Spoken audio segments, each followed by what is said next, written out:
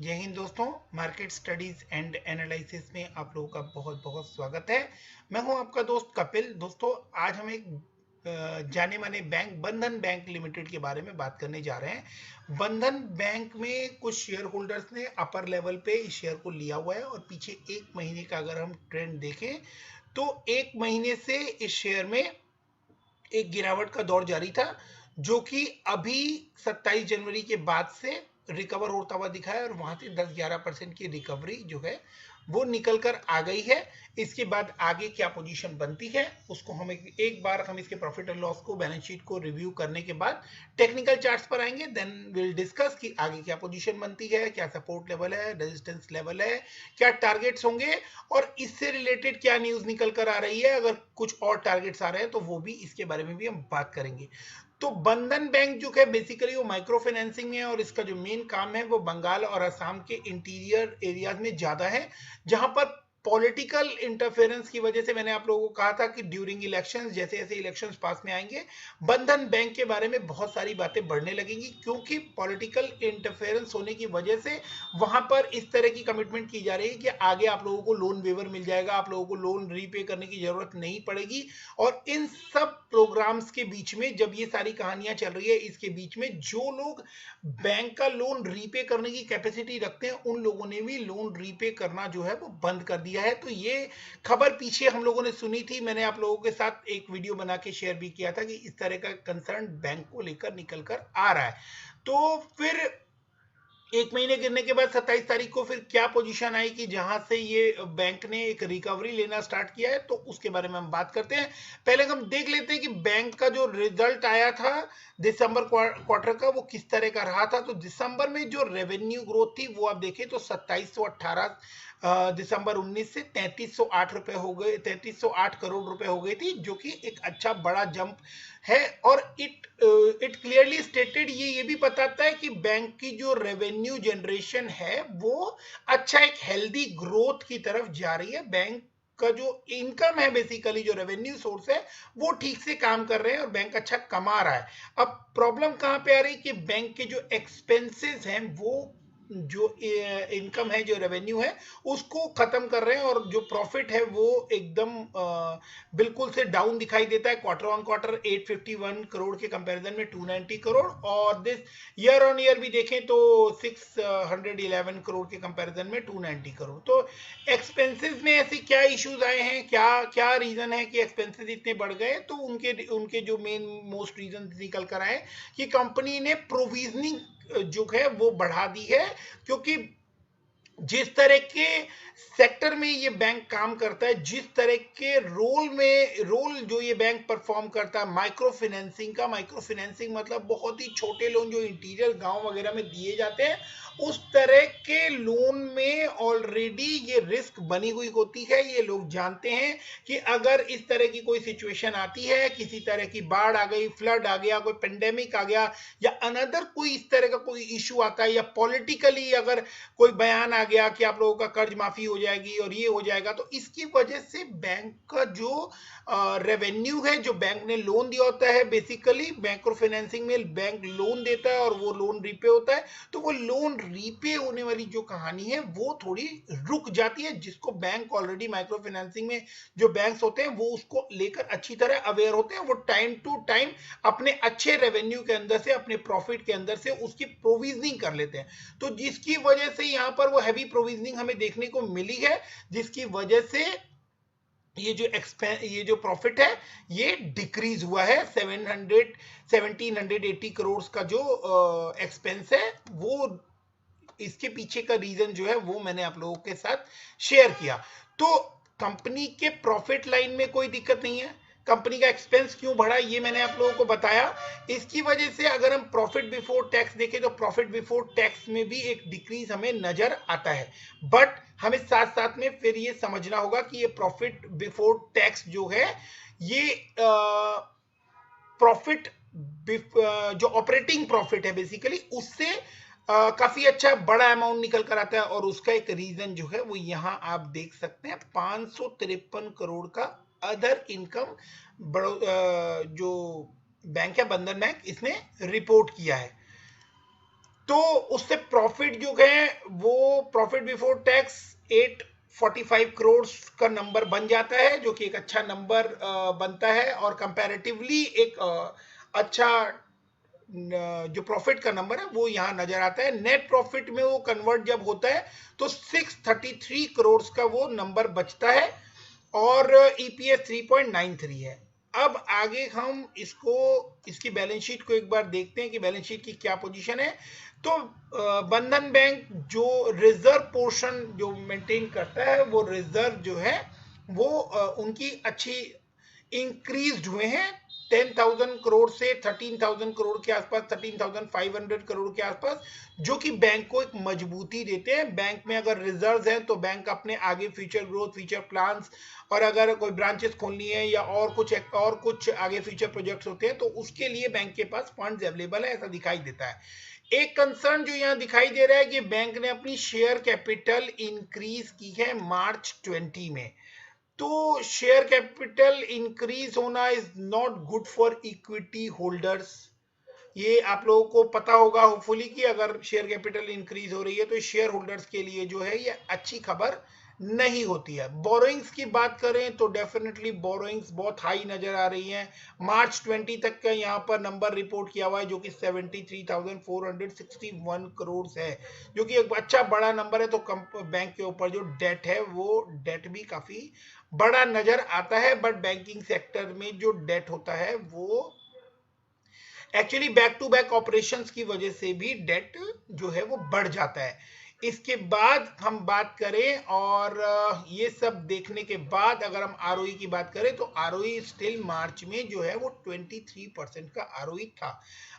फटाफट हम share holding pattern के बारे में भी देख लेते हैं। जैसा मैंने बोला कि प्रमोटर के पास 40% की शेयर होल्डिंग है, जो कि डिक्रीज हुई है जून 2020 के बाद, which is a very bad sign कि प्रमोटर की होल्डिंग डिक्रीज नहीं होनी चाहिए थी। But time to time Bandhan Bank में प्रमोटर की होल्डिंग डिक्रीज होती जा रही है।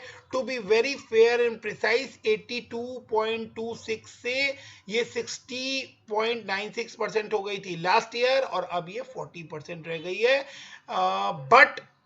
बट एफआईआईस और डीआईआईस को इसके ऊपर भरोसा अभी बहुत अच्छा बढ़ता जा रहा है। रीजन की माइक्रो फाइनेंसिंग में जो इन्होंने रेवेन्यू जनरेट की है वो एक पॉजिटिव साइन है, और जो इन्होंने आगे बढ़कर खुद अपने आप ही प्रोविजनिंग करके जो अपने अच्छे रेवेन्यू के बेस पे उस प्रोविजनिंग को एब्जॉर्व किया है और अपने एसेट क्वालिटी को मेंटेन रखने की कोशिश की है, वो एक प्लस पॉइंट निकल कर आता है, ना कि माइनस पॉइंट। अगर आप समझ सकें तो बैंक ने जो अपनी कमाई है उसमें से वो प्रोविजनिंग कर ली है कि मतलब ये जो पेमेंट है इसके ऊपर कोई डाउट है या ये नहीं आएंगे या ये नहीं आ पा रहे हैं, अगर उसमें से कुछ रिकवरी होती है तो वो कंपनी की अर्निंग में शो होगी, बैंक की अर्निंग में शो होगी। अदरवाइज वो अगर बैड डेप्ट हुए तो आगे आप लोगों को उसका इंपैक्ट देखने को नहीं मिलेगा। तो बैंक ने फेयर इनफ कैलकुलेशन करते हुए उनके लिए प्रोविजनिंग जो है वो अभी से कर दी है।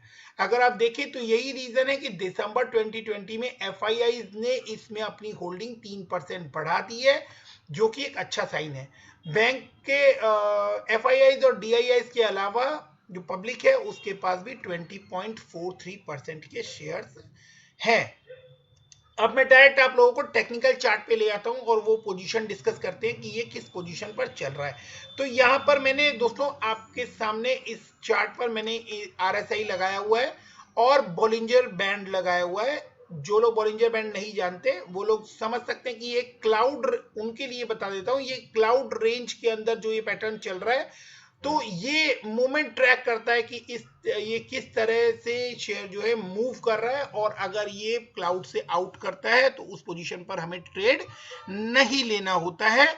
और अभी हम पोजीशन देखें तो ये बिल्कुल इस रेड लाइन के पॉइंट के ऊपर एक ग्रीन कैंडल बना रहा है, बट वो ग्रीन कैंडल प्रेशर लेके बन रही है। बट फिलहाल ये यहां से एक ग्रीन कैंडल आप लोगों को दिखेगी और एक ब्लैक कैंडल यहां पर दिख रही है।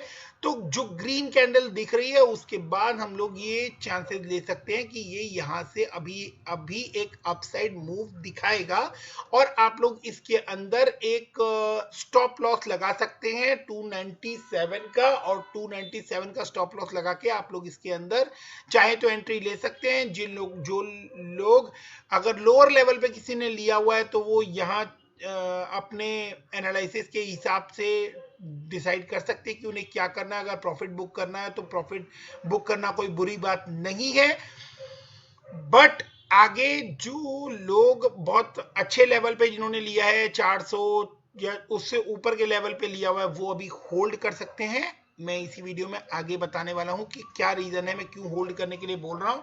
तो फिलहाल ये 45 के आसपास की आरओई जो आरएसआई जो है उसमें दिखाई दे रहा है। 50 से नीचे है तो ऑब्वियस है कि मेरे लिए थोड़ा सा कंसर्न का मैटर रहता है। अगर 50 से ऊपर आरएसआई ट्रेड कर रहा होता तो मैं ये बोल सकता था कि आप लोग इसको लेके थोड़ा सा टेंशन फ्री हो सकते हैं, बट अभी ये थोड़ा सा कंसर्न रहेगा अभी कुछ टाइम के लिए। बट आने वाले टाइम में जो इन्होंने प्रोविजनिंग कर दी है, अपने एसेट्स क्वालिटी को अच्छा मेंटेन कर लिया है, और जो इन्होंने प्रॉफिट जो है वो अच्छा अर्न किया है, क्वार्टर ऑन क्वार्टर अच्छा रेवेन्यू जनरेट किया है, इंटरेस्ट इनकम जो इन्होंने अच्छी जनरेट की है, उसकी वजह से मैं आप लोगों को एक जो पॉइंट है वो मैं आप लोगों को दिखाना चाहता हूं कि बहुत सारी ब्रोकरेज फर्म ने बंधन बैंक का जो टारगेट है वो 500 रुपए कर दिया है। 500 रुपए कहने का मतलब कि 52% अपसाइड यहां से बहुत सारी ब्रोकरेज फर्म्स बोल रही हैं। और ये एमके ने कहा है ब्रोकरेज फर्म ने, और इन्होंने रेटिंग दी है कि 328 का लास्ट ट्रेडेड प्राइस था और टारगेट जो है वो 500 का है। अपसाइड इतना ये जो इनका बयान आया है वो ये है, जो इनकी स्टेटमेंट है इस ब्रोकरेज फर्म की, वो मैं आप लोगों को एक बार पढ़ के बताता हूं। We believe that the MFI business is inherently prone to disruption. इसका मतलब है कि जो एमएफआई में जो लोग काम करते हैं, माइक्रो फाइनेंसिंग में जो काम करते हैं, उनको आदत हो गई है डिसरप्शन देखने की, बी इट पॉलिटिकल और नेचुरल एडवर्स इवेंट। जैसा मैंने आप लोगों को बताया कि या तो पॉलिटिकली कुछ चल रहा होता है, पॉलिटिकली कोई पार्टी बयान दे देती है इलेक्शन जीतने के लिए, और या फिर कोई नेचुरल कैलामिटी आ जाती है, पेंडेमिक आ गया, फ्लड आ गया, अर्थक्वेक आ गया, वटेवर कोई भी एक रीजन हो सकता है, सूखा पड़ गया। तो ये सभी जो माइक्रो फाइनेंसिंग में है ये सब इशू हैं जो कि माइक्रो फाइनेंसिंग में जो बैंक्स हैं उनको ये सब डील करना होता है। Being well cognizant of these eventualities, in such को जानने के साथ साथ और समझने के साथ साथ, the bank has adopted a strategy to diversify geographically in the MFI business and venture into other products. Bank ने क्या किया, इसके साथ साथ ही अपने जो काम है उनको मूव करने की कोशिश किया। रिलेटिवली सिक्योर्ड मॉर्गेज, जो उनके पास जो मॉर्गेजेस है, gold loan and so on, तो गोल्ड लोन में उतरने की कोशिश कर रहे हैं। जो सेफर साइड है, सिक्योर्ड मॉर्गेज है, गोल्ड लेके पैसा देना, उसके अंदर बैंक उतरने की कोशिश कर रहा है। However this transition will take time, मतलब ये कोई कमिटमेंट नहीं है या मैं ऐसा कुछ नहीं बोलने जा रहा हूं, ये इनकी एनालिसिस है, मैं ऐसा कुछ नहीं बोलने जा रहा हूं कि ये कल ही हो जाएगा, और इन्होंने भी यही बोलने की कोशिश की है कि ऐसा कुछ होने में अभी टाइम लगेगा। That said bank has building provisioning buffer on the back of its strong operating profitability.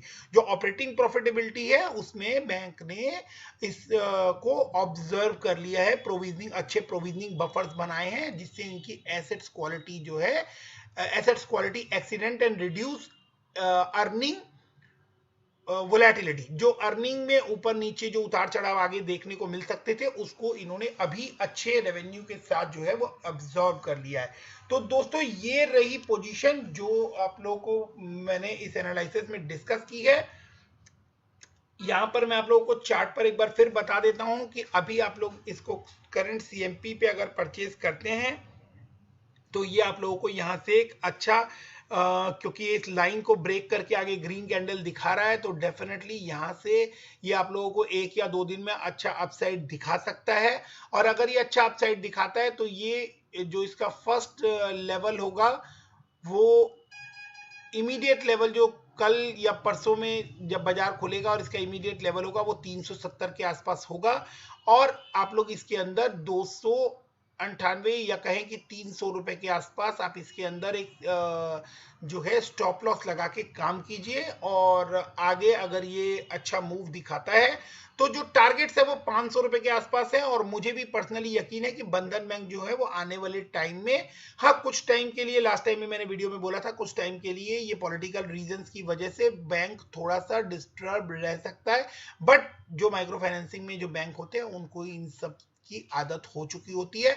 तो आने वाले टाइम में ये बैंक वापस से रिकवर होता हुआ दिखाई देगा और अच्छा परफॉर्म करता हुआ दिखाई देगा। बैंक का अगर आप देखें तो यही सपोर्ट लेवल भी है 298-93, तो ये यहाँ से आप लोगों को वापस अगर ये नीचे आया तो यहाँ पर आप लोगों के लिए अच्छी एक बाइंग अपॉर्चुनिटी भी बनती है। तो दोस्तों यहाँ मैं अपनी एनालिसिस कंप्लीट करता हूँ, वीडियो थोड़ा लंबा हो रहा है, मैं यहीं पे इसको खत्म करता हूँ। और अगर आपको ये एनालिसिस अच्छी लगी हो तो वीडियो को लाइक कर दीजिए, चैनल को सब्सक्राइब ना किया हो तो फ्रेंड्स प्लीज चैनल को सब्सक्राइब कर दीजिए, सो दैट कि मैं आप लोगों के साथ इसी तरह की important analysis time to time लेकर आता रहूं और आप लोग उसका बेनिफिट लेते रहें। तो keep investing, stay safe, good night, thank you, bye bye.